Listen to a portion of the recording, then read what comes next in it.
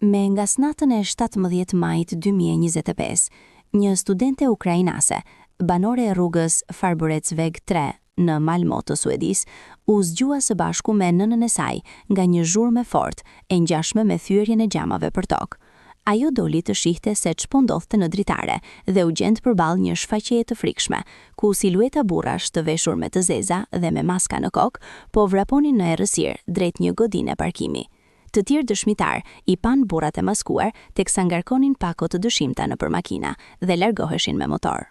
Një makinë kaloi me shpejtësi, duke bërë një zhurmë gërryese dhe të frikshme gomash, i tha studentja ukrainase e policisë suedeze pas ngjarjes. E njoftuar fillimisht për një vjedhje të dhunshme, policia gjeti në vend ngjarje një skenë surreale, më shumë se 231 kg kokain me vlerë tregu prej 23 milion eurosh u gjende shpërndar në obor, në rrugë, në përshkallë, si dhe brenda një apartamenti. Disa prej pakove ishin të stampuara me logon Manchester City. Ato kishin rënë grabicëve për tokë nga nxitimi, pasi ishin nxjerrë nga thasme mbi shkrimin IKEA dhe kuti kartoni të shqyera. Apartamenti ku mbahej droga ishte gjithashtu një skenë krimi, me njolla gjaku të shpërndara në një dritare me xhama të thyer dhe në përperde. Sipas një fashikulli voluminoz gjyqësor të autoriteteve suedeze që BIRN e disponon, ndërhyrja e policisë shënoi epilogun e një operacioni trafikimi të një ngarkese kolosale prej 1.5 ton kokain nga Costa Rica në Suedi, i cili doli tërësisht jashtë kontrollit për shkak të një grabitjeje gjysmë të suksesme nga grupe kriminale rivale. Çështja nuk përfaqëson thjesht një histori kriminale në rrugët e Malmës, por një dritare prej nga mund të shihet se si krimi organizuar përdor logjistikë ndërkombëtare, lëviz ngarkesa qindra milioneshe në oqean dhe rekruton ekspert thuajse nga e gjithë bota për të bërë punën e pistë.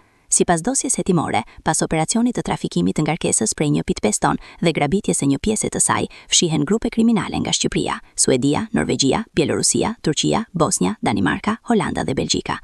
Të paktën 4 shqiptar janë identifikuar si të implikuar dhe njëri prej tyre ndodhet në bankën e të akuzuarve në Suedi për akuza që lidhen me njërin prej hallkave të zinxhirit të trafikimit, atë të nxjerrjes së kokainës nga porti dhe transportimit të saj në një bazë që mendohej si e sigurt. Autoritetet suedeze thonë se u kanë kërkuar ndihmë homologëve shqiptar për gjurmimin e 3 prej të dyshuarve, por në Shqipëri, policia, prokuroria dhe Interpoli thonë se nuk kanë asnjë dieni për rastin. Për të kuptuar çfarë ndodhi mes natën e 7 majit 2025 në Malmö, qyteti i tretë më i madh i Suedis, duhet të kthehesh disa javë pas në kohë. Më 23 prill 2025, një kontejner detar po transportohej në rrugë toksore mira larg Suedis, nga qyteti Moin drejt portit Puerto Limon, buzdetit të Karaibeve në Costa Rica. Sipas të dhënave të siguruara nga hetuesit suedez, kontejneri ju dorëzua i zbrazët transportuesit dhe 2 ditë më vonë ai e riktheu atë në port të mbushur me banane. Më 28 prill 2025, kontejneri u ngarkua në bordin e anijes tregtare MSC Anisha R. Përveç bananeve, brenda tij dyshohet se ishte fshehur një sasi prej 1.5 ton kokain, me një vlerë të përllogaritur tregu prej 180 milion eurosh. Udhëtimi i drogës zgjati rreth 2 javë përmes Oqeanit Atlantik, për të mbërritur fillimisht në portin e madh europian të Antwerpit në Belgjik. Në të njëjtën ditë, ai u nis përmes një anije të dytë drejt portit të Helsingborgut në Suedi. Më 13 maj 2025, në orën 14:48, kontejneri preku tokën suedese në Helsingborg, një qytet me ndërtesa piktoreske dhe kështjella historike. Një orë më vonë, kontejneri u nxorr vjedhurazi nga porti me një kamion që drejtohej nga një shtetas bielorus i quajtur Ilia Kirillau. Hetimet më pas treguan se Kirillau kishte shkuar enkas në Suedi për të kryer këtë shërbim, i sporvuar më parë në punë të ngjashme në Gjermani dhe shtete të tjera. Kompania që importonte bananet denoncoi mungesën e kontejnerit dhe rasti u referua nga doganat. Prej këtij momenti, policia suedeze u vu në lëvizje për të gjetur kontejnerin dhe personat e implikuar, lëvizjet e të cilave u rindërtuan nga kamerat e sigurisë në rrugë dhe gjurmimit të antenave celulare. Hetimet zbuluan se ndërsa kontejneri ishte ende në det, një makineri njerëzore në anën tjetër të Evropës ishte vënë tashmë në lëvizje dhe kishte planifikuar thuajse gjithçka. Rrjetet ndërkombëtare të krimit të organizuar nuk mbështeten vetëm te forca apo fuqia financiare, por sidomos nga logjistika e duhur. Për të menaxhuar këtë sasi marramëndse kokaine, një ekip i vogël operativ u dërgua me urgjencë nga Shqipëria drejt Suedis. Të dhënat e siguruara nga fashiku i gjyqësor, të siguruar përmes një kërkese për të drejtë informimin në gjykatën e qarkut të Malmos, identifikojnë si të dyshuar shtetasit Antonio Qepele, Klisman Hoxha, Toni Tauland Hyskaj dhe Murat Zyka, të katërt me origjinë nga qarku i Fierit. Murat Zyka, 32 vjeç, është rezident në Malmo dhe qiramarrës i apartamentit ku u strehua dhe u grabit kokaina, si dhe një prej 5 personave të pandehur për këtë çështje në Suedi. Ndërkohë, pozita penale e 3 personave të tjerë është ende e paqartë. Autoritetet suedeze kanë zbuluar se Antonio Qepele dhe Klisman Hoxha fluturuan me një linjë komerciale nga Tirana në Malmo më 12 maj 2025, një ditë përpara mbërritjes së kontejnerit me drogë në Helsingborg. Në të njëjtën ditë, edhe Toni Tauland Hyskaj udhëtua në Malmo nga Amsterdami. Sipas dosjes hetimore, shqiptarët u rekrutuan për të nxjerrë kokainën nga porti dhe për ta transportuar atë në apartamentin e Murat Zykës, në rrugën Farborec Veg 3, në periferi të Malmos. Në dosjen suedeze, Qepele identifikohet si djali me Calvin Klein, ndërsa Hoxha si atletët e bardha. Lëvizja e parë që ata bën ishte marrja e një makine me qira, ndërsa përmes kamerave dhe antenave celulare, autoritetet suedeze identifikuan itinerarin e tyre, kryesisht rreth apartamentit ku jetonte Zyka. Ky i fundit u alëshoi atë 3 të sapo ardhurve dhe dërgoi gruan dhe fëmijën e tij për disa ditë tek një tjetër shqiptar që jetonte në Malmo. Në dëshminë e tij për hetuesit suedez, Zyka këmbënguli se deri në momentin kur ngarkesa u dërgua në shtëpinë e tij dhe pakot u hapën, ai nuk e dinte se për çfarë bëhej fjalë. Zyka tha se u punësua për 700.000 krona suedeze, rreth 66.000 euro, për të gjetur një vend qëndrim për kamionin nga një i njohur që e telefonoi nga Shqipëria, i identifikuar prej tij me emrin Adriano. Ai tha gjithashtu se kur e kuptoi që po strehonte drogë, nuk mund të tërhiqej pas. Shefi më tha që është çështje jete a vdekje, nuk kisha asnjë zgjidhje, më vu në presion, u tha ai hetuesve. Sipas të dhënave të mbledhura nga Birn, Qepele, Hoxha dhe Zyka nuk kanë precedente të mëparshëm në Shqipëri dhe janë pothuajse të panjohur për policinë lokale në Fier. Hyskaj nga ana tjetër është hetuar edhe më herët për krime të lidhura me drogën në vitin 2016 në Zvicër, sipas një dokumenti të Interpolit që Birn e disponon. Paralelisht me grupin e 3 shqiptarëve, drejt Malmos u nisën me urgjencë edhe 3 shtetas norvegjez, njëri prej të cilëve me lidhje të hershme me shqiptar të përfshirë në trafikun e drogës. Grupi drejtohej nga Martin Ari Parlamen dhe 2 të rinj pa shumë përvojë, të quajtur Mohamed Abdi Weli dhe Elias Hadibi, ky i fundit vetëm 17 vjeç. Të dhënat e dosjes suedeze sugjerojnë se Parlamen u rekrutua nga Johnny Weed, një shqiptar që mendohet se qëndron në Spanjë, me të cilin kishte bërë më parë trafik kanabisi. Parlamen i mbante kontaktet me Johnny Weed në aplikacionin Signal, ku autoritetet suedeze gjetën edhe bisedën e rekrutimit të tij të datës 11 maj 2025. Në mesazhe, Johnny Weed e thërrishte atë në shqip vlla. Vlla, është urgjente. Kam një punë shumë të mirë në Suedi. Është e lehtë, shkruhet në mesazh. Parlament dyshohet se nuk e bënte këtë punë për herë të parë. Në telefonin e tij policia gjeti foto ku ai pozonte me tufa me para, me Kalashnikov apo armë të tjera. Ai e pranoi punën dhe mori me vete për kamuflazh Mohamed Abdi Weli dhe Elias Hadibi, të cilët do të shërbenin për ta maskuar udhëtimin si një përpjekje për të filmuar një videoklip muzikor. Elias ishte reperi dhe Mohamed menaxheri. Pasi mbërritën në Malmo, ata prenuan një apartament të vogël në periferi dhe morën me qira një kamionçin të mbuluar Iveco, e cila pa dijenin e grupit ishte e pajisur me një monitorues GPS, që ndihmoi hetimet e policisë. Sipas autoriteteve suedeze, kamioni Iveco u përdor për të transportuar drogën nga kontejneri me banane në port drejt shtëpisë së Zykës në Malmo. Por Mohamed Abdi Weli dhe Elias Hadibi shfaqën shenja paniku. Pas një periudhë në arrest, Mohamed pranon përfshirjen dhe jep një gjysmërrëfim. Ai megjithatë këngul se nuk e dinte se ku po futej dhe se kishte pranuar punën për shkak të një detyrimi financiar dhe se ishte kreditori ai që e kishte shtyrë të bëjë pjesë, por nuk e identifikoi atë. Në dëshmi ai thot se ishte i friksuar gjithkohës dhe u trembën kur shqiptarët nuk po u kthenin makinën Iveco, që ishte marrë me qira prej tyre. Aksioni për nxjerrjen e kokainës nga porti nisi mëngjesin e 13 majit 2025, i koordinuar mes shqiptarëve që u nisën nga një hotel pranë aeroportit të Malmos, norvegjezët nga apartamenti i tyre me qira, si dhe bielorusi Ilia Kirilau, i nisur gjithashtu me kamionin e tij drejt portit të Helsingborgut. Policia suedeze e rindërtoi skenën e ngjarjes përmes të dhënave të mbledhura nga GPS-et e makinave, qelizat celulare, si dhe kamerat e sigurisë në rrugë dhe në vendet e frekuentuara prej personave të implikuar. Rreth mesditës, Kirilau ndaloi në rrugë për të marrë si pasagjer njërin prej shqiptarëve, identifikuar në dosje si Klisman Hoxha. Në dëshmin pas arrestimit, Kirilau pretendoi se personi kishte bërë autostop. Pasi bielorusi siguroi kontejnerin dhe doli nga porti, të dhënat nga qelizat celulare tregojnë çepelen pranë portit në lëvizje, që duket se udhëheq kamionin.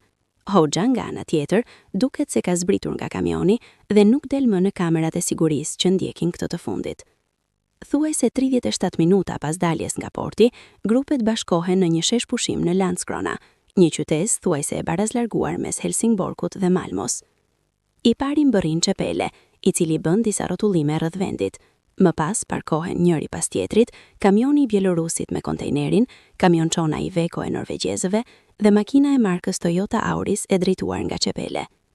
5 minuta pasi ka ndaluar në shesh pushim, kamerat fiksojnë se si dyert e kontejnerit hapen, veshja plastike shqyhet dhe personat e përfshirë lëvizin kokainën nga një makinë në tjetrën.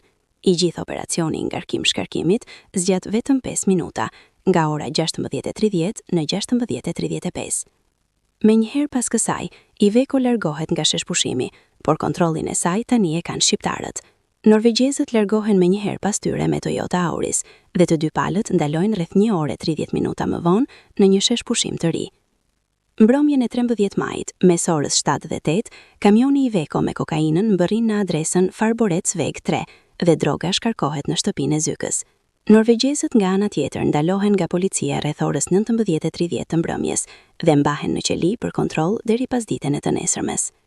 Në dosje, arrestimi përshkruhet si një lëvizje operacionale për të ndikuar te veprimet e palëve të tjera të përfshira. Shqiptarët ndërkohë filmohen teksa lëvizin lirshëm. Mbrëmjen e 13 majit, kamioni Iveco u vëzhgua teksa qëndronte i parkuar jashtë aeroportit të Malmos, pranë hotelit ku qëndronin çepele dhe hyskaj, ndërkohë që Klisman Hoxha dyshohet se qëndroi në apartamentin e Zykës. Lëvizjet rifillojnë me njëherë në mëngjesin e 14 majit. Fillimisht, Kirilau bashkë me kamionin tenton të largohet nga Suedia, por arrestohet në mëngjes ndërsa tentoi të merrte një traget. Në kontejner tani nuk ka gjurmë të drogës, por vetëm një boshllëk që tregon se një sasi e madhe bananesh janë shtukur. Në datat 14, 15 dhe 16 maj, shqiptarët qarkullojnë në rrugë për rreth adresës ku ndodhet droga dhe përdorin Ivecon dhe më pas një makinë tjetër të marrë me qira. Më 16 maj në mbrëmje, çepele dhe njëri tjetër shqiptar, të cilit policia nuk i jep rol në ngjarje, fluturojnë për në Tiranë, duke lënë pas vetëm Hoxhën dhe Hyskajn. Kamerat e sigurisë e kanë filmuar atë të buzëqeshur dhe të qetë. Më 17 maj, policia nuk fikson lëvizje të palëve, por pas dite, në rrugën Farborec Veg 3, shfaqet një Volkswagen Passat të zi, i cili sjell në vendngjarje një organizat rivale. Banorët e rrugës Farborec Veg pan lëvizje të dyshimta makinash pas ditën e 17 majit, por goditja ndodhi vetëm pak pas mesnatës. Sipas dëshmive, grabicit mbërritën në apartamentin e Zykës me forca të shumta, duke e sulmuar atë nga hyrja kryesore dhe nga balkoni. Dëshmitarët treguan se fillimisht në obor mbërritën me shpejtësi 2 motor me ngjyrë të errët dhe një makinë kompakte, e zezë e tipit Volkswagen. Kjo më vonë u lidh me Mostafa Ayub, një person që sipas fashikullit ishte ndaluar edhe më herët për krime të lidhura me drogën. Dëshmitarët identifikuan po ashtu makina të tjera që ndaluan në rrugë apo i ran rrotull disa herë banesës, mes të cilave një BMW dhe një Tesla. Zhurmat e para që u dëgjuan dhe thyen qetësinë e natës ishin ato të xhamave të apartamentit. Finja ukrainase, e cila jetonte ngjitur me Zykën, dëgjoi zhurmën rreth orës 00:00. Ajo dëshmon në polici se u dëgjua si nga drejtimi i kafazit të shkallëve. Tingëllonte si një xham që ra në tokë dhe u thye. 4 minuta më vonë u dëgjua një tjetër zhurmë identike dhe studentja ukrainase dëgjoi zëra burrash që vinin nga rruga. Brinda apartamentit me gjas është zhvilluar një përplasje. Gjurmë gjaku u gjetën në ndresat e përdorura për të fjetur, në divanin e dhomës së pritjes dhe në perde, por nuk duket se pati të lënduar rënd apo viktima.